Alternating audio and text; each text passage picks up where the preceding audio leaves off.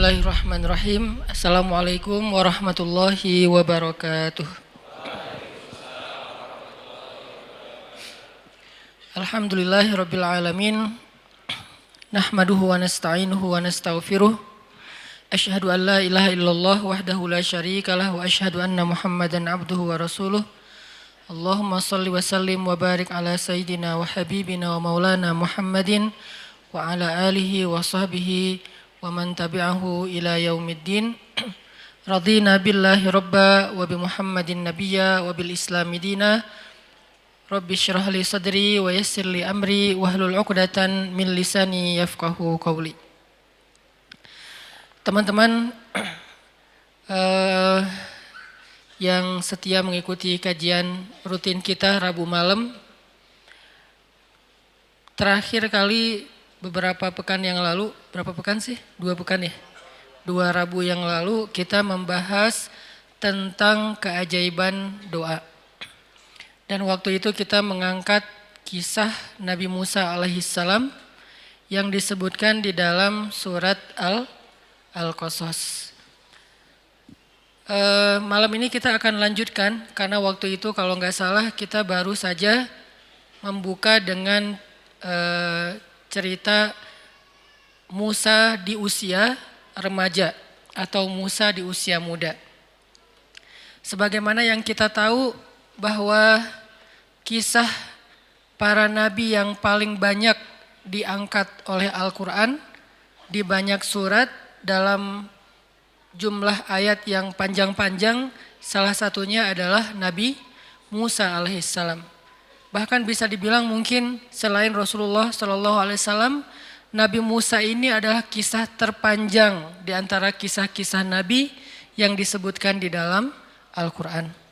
Bahkan lebih panjang daripada kisah Nabi Ibrahim alaihissalam. Lebih panjang daripada kisah Nabi Adam alaihissalam. Nih nabi-nabi yang kisahnya panjang di Al-Quran. Ibrahim, Adam, Zakaria, Yusuf alaihissalam. Kalau Yusuf dikhususkan di satu surat, tapi kalau Nabi Musa alaihissalam disebutkan di banyak surat. Dengan periode atau episode yang berbeda-beda. Misalnya disebutin di dalam surat Al-Baqarah, itu episode Nabi Musa setelah revolusi. Episode Nabi Musa setelah mengalahkan atau setelah era Fir'aun ketika beliau selamat bersama Bani Israel ke Palestina. Kemudian nanti di dalam surat Toha dikisahkan episode Nabi Musa ketika beliau awal sekali diperintahkan untuk berdakwah. Bisa dibilang kayak wahyu pertama Nabi Musa itu mirip dengan wahyu pertama Nabi Muhammad SAW. Sama-sama mendapatkan wahyu dalam bahasa yang jelas di suatu tempat yang tinggi. Kalau Nabi Muhammad di Jabal Nur, Gua Hira, kalau Nabi Musa di Jabal Tursaina atau di Mesir. Di sebuah lembah namanya Bilwadil Muqaddasati Tua, di sebuah lembah yang bernama Lembah Tua. Kemudian nanti di surat Al-Qasas Allah mengisahkan Nabi Musa episode beliau bayi dan juga episode ketika beliau remaja sampai beliau menikah yang nanti akan kita bahas. Selain di antara 3 surat yang panjang ini mengisahkan Nabi Musa, Allah juga menyelipkan adegan-adegan kecil tentang Nabi Musa di surat-surat yang lain. Misalnya di surat sebutlah Al-Isra, kemudian Al-Anbiya, kemudian surat Maryam, hanya beberapa selipan ayat ataupun hanya beberapa adegan-adegan kecil, tapi yang jelas Nabi Musa ini sering diulang-ulang di dalam Al-Quran. Baik namanya maupun kisahnya. Dan kisah tentang Nabi Musa bukan hanya kisah tentang beliau dan Harun, tapi juga kisah nanti ada adegan penyihir Fir'aun, ada adegan Qarun, ada adegan Masyitah, ada banyak adegan-adegan termasuk Bani Israel, ada adegan Bani Israel versi Samiri, ada adegan Nabi Musa dengan muridnya di Al-Kahfi ketemu dengan guru beliau Khadar atau orang Indonesia nyebutnya Khidir. Banyak sekali kisah Nabi Musa di dalam Al-Quran Yang ini artinya Nabi Musa termasuk salah satu yang paling banyak hikmah yang bisa kita petik sehingga Al-Quran mengisahkannya dalam banyak ayat. Kenapa? Karena Al-Quran bukan buku sejarah. Al-Quran bukan buku cerita. Tapi Al-Quran adalah pelajaran dalam ayat-ayat yang suci. Sehingga kisah-kisah yang diangkat oleh Al-Quran bukan hanya menyuguhkan alur-alur cerita ataupun adegan-adegan yang klimaks. Tapi kisah-kisah yang diangkat oleh Al-Quran, baik yang panjang ataupun yang sekilas saja, pastinya termuat di dalamnya banyak hikmah, banyak pelajaran. Dan sesuatu tidak akan menjadi pelajaran kalau baru sekedar dihafal. Sesuatu tidak disebut pelajaran kalau sekedar kita mendengar lalu menjadi tahu.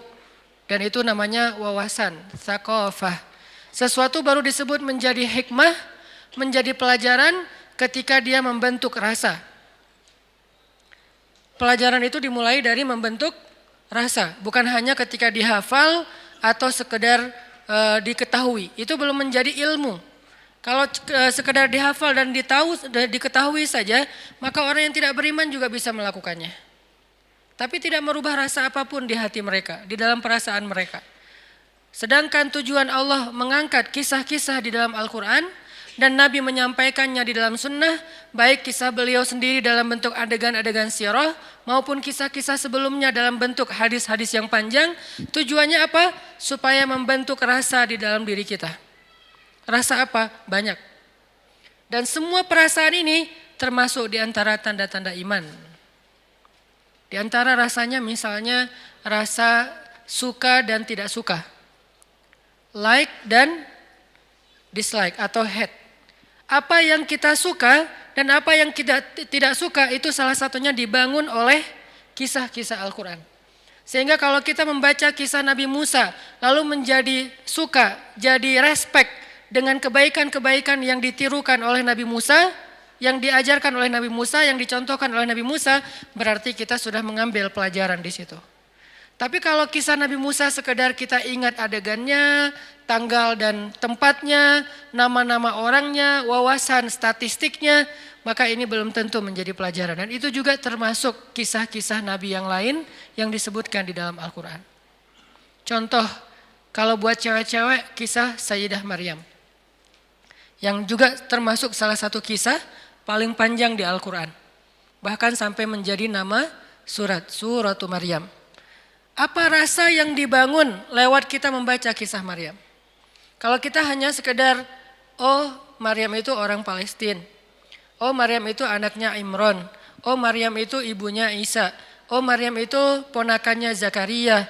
Oh ibunya Maryam itu sama ibunya Yahya itu adik kakak. Ini wawasan. Wawasan sejarah, belum menjadi ilmu sejarah. Terus apa yang dimaksud dengan ilmu sejarah? Ketika kisah Maryam itu membangun rasa dalam diri kita. Rasa apa? Minimal kita respect sama Sayyidah Maryam. Sehingga kita pengen wannabe, pengen jadi kayak Maryam buat cewek-cewek. Ah, saya respect banget sama Maryam. Saya kayak ngefans banget sama Sayyidah Maryam. Kalau udah ngefans, kemudian kita pengen jadi seperti Sayyidah Maryam dalam beberapa adegan hidup kita. Kayak misalnya Maryam ini kan terkenal sebagai perempuan, cewek yang sangat menjaga kehormatan ya. Sepanjang hidup beliau Allah takdirkan gak punya suami. Bisa dibilang salah satu ikon jomblo fisabilillah. Kenapa ada kata-kata fisabilillah? Karena menjaga diri dalam masa kesendirian kan. Karena ada yang fisabilillah, ada yang enggak fisabilillah gitu. Kalau yang enggak fisabilillah kayak misalnya pacaran, kemudian nauzubillah dia mendekati zina, ada yang sampai berbuat zina, ada yang berulang kali, ada yang selingkuh, ada yang zinanya sebelum menikah, ada yang bahkan setelah nikah. Ini kan enggak fisabilillah ya. Tapi kalau yang fisabilillah dia sih sendiri, single. Mau bilang jom enggak kayak gimana gitu. Dia single gitu lah ya, dia sendiri tapi dia tetap mampu menahan dirinya, menahan hawa nafsunya sampai menjadi seorang perempuan yang terjaga kehormatannya. Jangankan cowok lain, suami aja enggak ada yang bisa menyentuh Maryam. Sampai suami aja enggak diizinkan menyentuh Maryam sehingga enggak punya suami. Sehingga dalam kondisi seorang cewek masih masa sendiri, belum punya pasangan, masih ABG, masih remaja, maka Maryam harusnya jadi idola dia banget. Saya pengen jadi kayak Maryam. Kayak gimana? Sedikit kenal dengan cowok. Kalau enggak karena ada urusan penting, mungkin tugas kuliah, itu juga bukan modus ya. Mungkin karena pekerjaan atau bisnis, mungkin karena memang dia adalah bagian dari suatu urusan yang darurat, maka saya nggak kenal dengan cowok kecuali emang ada kepentingan. Minimal gitu nih. Nggak perlu sampai nggak kenal cowok sama sekali kayak Sayyidah Maryam kan nggak kenal cowok kecuali 3 orang ya. Pamannya, kalau ayahnya kan emang nggak kenal karena meninggal sebelum Maryam lahir. Pamannya, anaknya, ponakannya, Zakaria, Isa dan Yahya, cuman itu doang yang dikenal oleh Sayyidah Maryam. Jadi kalau kita periksa list kontaknya tuh nama cowok cuma ada 3. Mungkin kita nggak harus sesaklek, pokoknya nggak boleh lebih dari 3 ya. Kenapa? Soalnya Maryam cuma 3, nggak gitu-gitu amat juga sih. Setidaknya pelajarannya di sini saya nggak mau kenal cowok kecuali ada kebutuhan yang memang penting, yang memang ada maslahatnya. Itu juga dengan menjaga batasan. Kemudian nanti dengan cowok itu nggak terlalu berlebihan, nggak terlalu dekat, nggak curhat kepada cowok. Sampai seganteng apapun cowoknya, sebaik apapun cowoknya, dia nggak akrab gitu. Kayak Maryam dengan Jibril. Jibril kan ketika turun menemui Maryam, fatamassala laha basyaron sawiya. Jibril menjelma sebagai seorang basyaron sawiya, cowok keren. Itu namanya tarjamatus syabab, terjemah anak muda. Yang mungkin sebagian dai tidak berani menerjemahkan Al-Quran dengan terjemah anak muda. Ya nggak apa-apa lah, mungkin jadi yang agak unik atau aneh mungkin lebih tepatnya. Tarjamatus syabab terhadap Al-Quran. Apa arti basyaron sawiyah? Kalau terjemah Quran yang baku itu laki-laki yang sempurna. Bahasa kita apa? Cowok keren. Karena ideal, sempurna banget. Enggak berlebihan, enggak juga pas-pasan. Kalau berlebihan misalnya hidungnya terlalu mancung sampai miring gitu kan ya. Ini berlebihan. Enggak juga hidungnya terlalu tawadu gitu. Ini Jibril fatamatsala laha basyaron sawiyya. Jibril itu jadi cowok keren. Arti cowok keren ideal banget. Hidungnya ideal, matanya ideal, alisnya ideal, rambutnya ideal gitu. Nggak tahu ya, cuman beberapa cerita tentang rambut Nabi Isa, Nabi Muhammad kan rata-rata rambut sepundak ya. Dan ada agak-agak ikal kan. Mungkin kalau genrenya agak-agak reggae gitulah kalau di anak muda gitu. Jadi keren gitu. Nah, Jibril datang menemui Maryam menjadi seorang cowok keren. Bukan wujud aslinya Jibril. Kenapa nggak dengan wujud asli aja?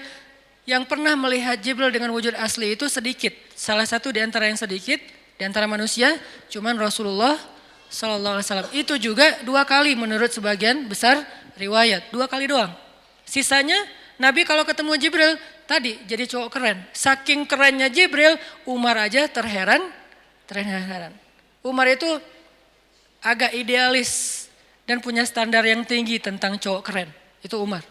Buat dia cowok keren itu harus gagah, harus keker, harus tinggi. Ininya bahunya, bidangnya tuh harus lebar. Cowok keren dalam standar Umar itu tinggi.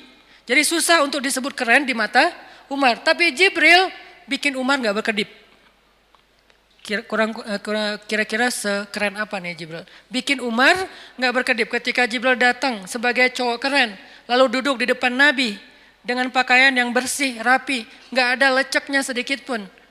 Sampai Umar komennya, kami gak kenal dia. Seolah-olah dia bukan orang Madinah. Tapi di pakaiannya nggak ada bekas-bekas safar. Arti nggak ada bekas safar itu nggak ada leceknya. Kita kan naik motor juga bukan cuma baju yang lecek, sampai muka juga lecek gitu kan ya. Kenal pot lah, apalah. Saya juga suka ngelihat gitu. Kalau saya sering naik motor, memotoran beberapa hari, akhirnya muka saya kenapa saya jadi agak-agak susah diedit gitu teh. Kalau biasanya naik mobil karena misalnya mungkin gak terlalu macet naik mobil masih bisa lah pakai kamera depan gitu kan ya. Tapi kalau pakai motor kamera depan juga gak bisa. Artinya lecek banget mukanya nih. Jadi kalau mau ngajar naik motor pasti udah lecek banget. Tapi Jibril alaihissalam datang dengan pakaian yang tidak lecek apalagi wajahnya. Pakaian aja yang gampang kusut, nggak kusut sama sekali. Nggak ada bekas lipatan sedikit pun di pakaiannya, seolah-olah dia bukan perjalanan jauh. Tapi kalau dia bukan perjalanan jauh, dia bukan orang setempat. Nggak ada yang kenal, tetangga siapa ini orang, tinggal di sebelah mana. Karena nggak ada yang kenal, sehingga sahabat heran. Bukan orang sini, tapi nggak ada bekas-bekas perjalanan jauh, itu kan keren banget. Sehingga Umar dengerin aja, dia tiba-tiba duduk di depan Nabi, menautkan lututnya dengan lutut Nabi, ketemu gitu, ngobrol sama Nabi, wajahnya berseri-seri, dia tersenyum, bertanya kepada Nabi, sebutin apa Islam, sebutin apa iman, sebutin apa ihsan, kapan terjadi kiamat, apa tanda-tanda kiamat. Setiap dia bertanya, dia membenarkan, dia bertanya, dia membenarkan, sampai setelah itu dipeluk Rasulullah oleh laki-laki itu, dia pun pergi. Sahabat masih diam aja, mereka takjub melihat ini cowok keren banget. Nggak tahu di situ ada cewek-cewek atau enggak. Kebayang kalau di zaman sekarang Jibril turun, wah, bisa pingsan. Yusuf aja bisa pingsan, apalagi Jibril. Karena Yusuf gantengnya ganteng-ganteng Nabi. Kalau Jibril ganteng-ganteng malaikat. Kebayang nggak tuh gimana gantengnya? Nah, cowok sekeren Jibril datang ke dalam sebuah mihrab. Maryam lagi sendiri di situ, ABG, usia sekitar 20-an tahun. Artinya anak remaja banget. Lagi semangatnya, lagi kalau zaman sekarang tuh lagi pengen kenal lebih banyak orang, lagi pengen cari ekspresi dirinya kayak gimana, lagi pengen diakui. Usia 20-an tahun, dia lagi duduk sendiri di sebuah kamar, tempat dia beribadah, tiba-tiba datang cowok kerennya keren malaikat, bukan keren para nabi lagi. Jibril alaihissalam. Dan Allah yang bilang keren. Allah kan juga, kalau standar Allah lebih tinggi lagi dong. Standar Umar aja udah tinggi, apalagi standar Allah. Allah nggak akan bilang keren kalau nggak benar-benar keren. Allah sendiri mengatakan basyaron sawiyan. Laki-laki yang sawiyan itu artinya ideal. Semuanya pas. Nggak ada yang lebih, nggak ada yang kurang. Keritingnya nggak keriting-keriting amat, sampai lalat aja nyasar misalnya. Nggak juga lurus-lurus amat sampai jadi perosotan. Nggak juga. Jadi artinya benar-benar ideal. Sawiyan, pas gitu. Putihnya pas, nggak sampai terlalu putih jadi agak diragukannya cowok apa cewek ya gitu kan ya. Ini pas banget, putihnya putih maco gitu. Tapi nggak terlalu dark juga gitu. Nggak terlalu doff lah. Ini nih cowok paling ideal, nggak bisa dibayangin pastinya. Tapi yang penting Allah bilang ideal berarti udah ideal. Basyaron sawiyan berarti keren banget. Ketika ketemu Maryam sebagai wujud seorang laki-laki cowok yang keren banget, Maryam membuka matanya ngelihat ada cowok di depannya, apa kalimat yang keluar dari lisan Maryam? Spontan, bukan kayak pencitraan ya. Auzubillah, enggak gitu. Ini benar-benar spontan. Auzubirrahman, auzubirrahman. Bahasa lain dari auzubirrahman itu auzubillah. Aku berlindung kepada Allah. Jadi ngelihat cowok sekeren Jibril aja berlindung kepada Allah. Kita belum juga seperti Jibril, bahkan belum seperti Nabi Muhammad, belum seperti Nabi Yusuf. Biasa banget lah, udah nggak ada perlindungan gitu. Udah hilang semua perlindungan. Ini artinya berarti kalau kita membaca kisah Maryam dan mau mengambil pelajaran, bangun rasa itu. Rasa apa? Rasa pertama ngefans sama Maryam kalau buat cewek nih. Kedua pengen jadi seperti Maryam. Ketiga mulai tertarik dengan kebaikan-kebaikan yang dilakukan Maryam, kayak misalnya ahli zikir, senang itikaf, menjaga pandangan, menjaga ucapan, menjaga hubungan interaksi dengan lawan jenis. Ini berarti kisah Maryam udah jadi ilmu buat kita karena udah membangun rasa. Tapi kalau kisah Maryam kita cuma hafal surat Ali Imran, kita hafal surat Maryam, kita hafal surat-surat tentang kisah Sayyidah Maryam di tempat yang lain, berarti kita belum menjadikan itu sebagai ilmu, baru sekedar menjadi wawasan. Makanya teman-teman, kalau kita mau mengambil ilmu atau hikmah dari kisah para solihin yang ada di dalam Al-Quran, cobalah jadikan apa yang kita baca, apa yang kita dengar, apa yang kita renungkan dari kisah-kisah itu menjadi rasa di dalam hati. Udah berasa belum? Rasa apa Ustadz? Tadi. Minimal banget rasa respect ataupun ngefans sama tokoh-tokoh soleh yang ada di sini. Kalau ceritanya cerita Firaun, rasa benci, rasa nggak respect, nggak mau kayak gitu. Sehingga kalau misalnya rasa itu berhasil muncul di dalam hati